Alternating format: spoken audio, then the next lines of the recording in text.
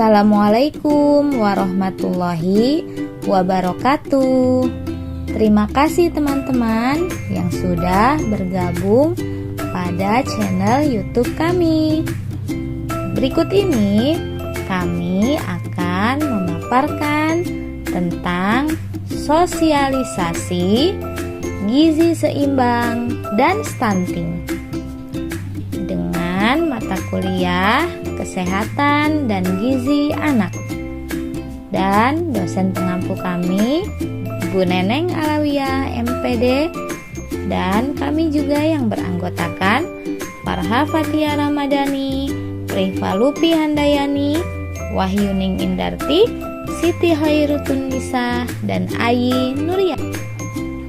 Gizi seimbang adalah susunan makanan sehari-hari yang mengandung zat-zat gizi dalam jenis dan jumlah yang disesuaikan dengan kebutuhan tubuh seseorang, dengan memperhatikan prinsip variasi jenis makanan, aktivitas fisik, menjaga kebersihan, dan memperhatikan berat badan ideal.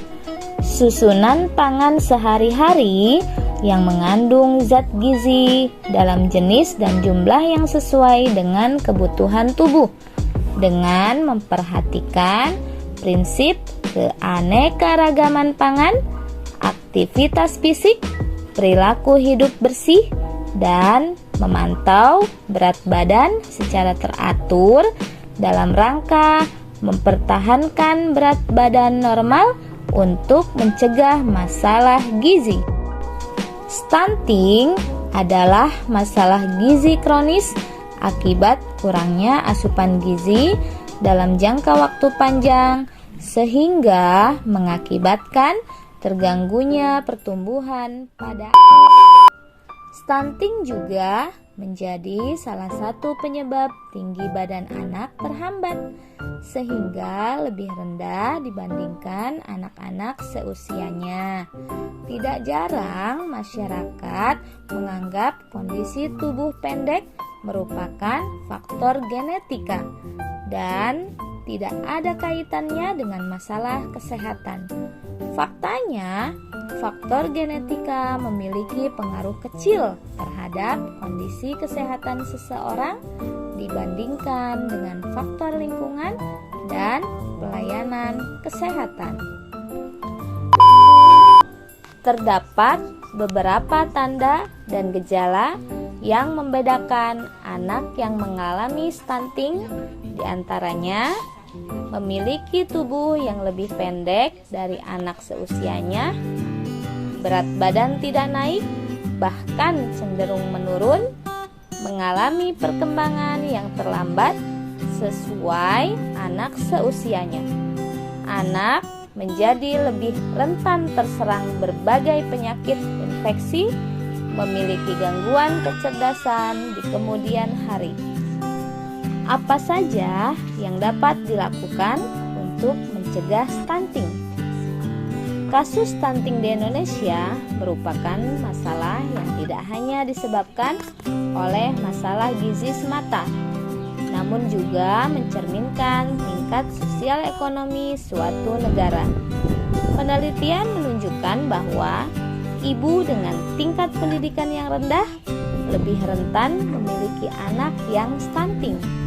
Sebaliknya, anak yang stunting nantinya berpotensi mengalami masalah dalam belajar dan nantinya saat dewasa akan memiliki tingkat penghasilan yang lebih rendah. Di tingkat keluarga, terdapat beberapa cara mencegah stunting. Di antaranya, yang pertama untuk ibu hamil dan bersalin, yaitu penyediaan makanan dengan tinggi protein untuk ibu hamil, pemeriksaan kehamilan atau antenatal care secara rutin dan berkala, pencegahan dan penanganan anemia atau kurang darah pada ibu hamil, melakukan proses persalinan di fasilitas kesehatan terdekat seperti dokter, bidan, maupun puskesmas. Yang kedua yaitu untuk balita, dengan melakukan pemberian ASI eksklusif selama 6 bulan penuh.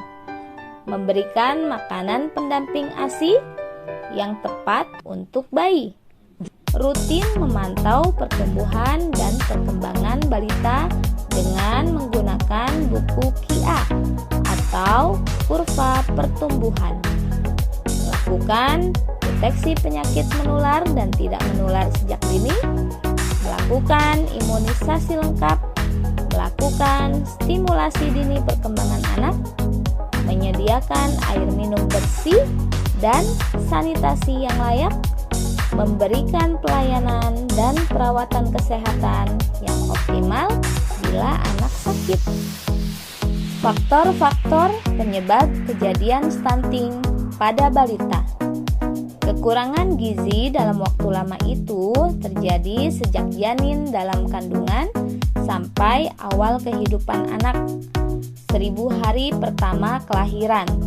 Penyebabnya karena rendahnya akses terhadap makanan bergizi, rendahnya asupan vitamin dan mineral, dan buruknya keragaman pangan dan sumber protein hewan. Ikut saran tenaga kesehatan untuk selalu mengikuti penyuluhan tentang gizi. Dibentuklah pos gizi, jadwalnya rutin yang diadakan awal bulan selama seminggu berturut-turut. Tindakannya seorang ibu harus memantau gizi seimbang anak dan harus selalu menyediakan makanan sehari-hari yang sehat dan bergizi sesuai kebutuhan tubuh yang harus diberikan